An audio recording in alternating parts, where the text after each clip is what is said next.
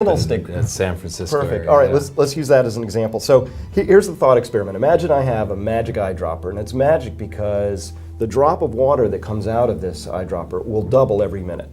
So after 1 minute, you get 2 drops, and after 2 minutes, you get 4 drops, and after 6 minutes, you can fill the thimble up, right? All right, so let's do 2 things. We're going to make this part watertight, and I'm going to handcuff you to the highest row of bleacher seats. And let's start this tomorrow, 12 o'clock. You're handcuffed up in this highest row of bleacher seats, and I go down right into the center of the field, and I put one of these magic drops down. Now, here's the question.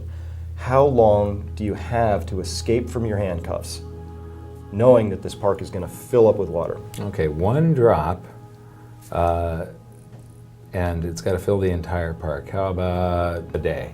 A day. Good, that's close. What if I told you the answer is 50 minutes? Wow. You can think 51 minutes, if you want to get rid of the skepticism, right? Mm-hmm. So that's amazing, right? Just 50 or 51 minutes, and it's all over. The whole park is full. That's not the important question. Here's the important question. At what time is this park still 97% empty space? It's not filled with water. And do you realize the seriousness of your predicament? Well, I know it would be half full 1 minute before my Good. predicament. So, I don't know, 10 minutes? It's 5 minutes. 5 minutes, okay. So if we go back just 5 minutes in time, there's a little bit of water in the infield. And then 5 more minutes, and it's over. And so when I look at this, I look across the world and I think, okay, from all of human history until 1960 to put the first 3 billion people on the planet, and then just 40 years to put the next 3 billion people on the planet. And this is important because the Earth is our stadium, and we're living through one of the most extraordinary periods of human history.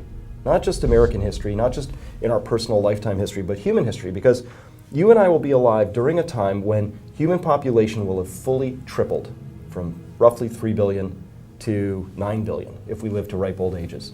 It's extraordinary. It's putting pressure on everything, and that exponential human growth is putting the curve on all those charts we just talked about. How fast we're depleting oil, how much food we have to grow, airline miles traveled, loss of tuna from the oceans, how much money has to be created. All of that is being driven by this exponential process. And so something I really like to be able to communicate to people is that exponential processes speed up at the end.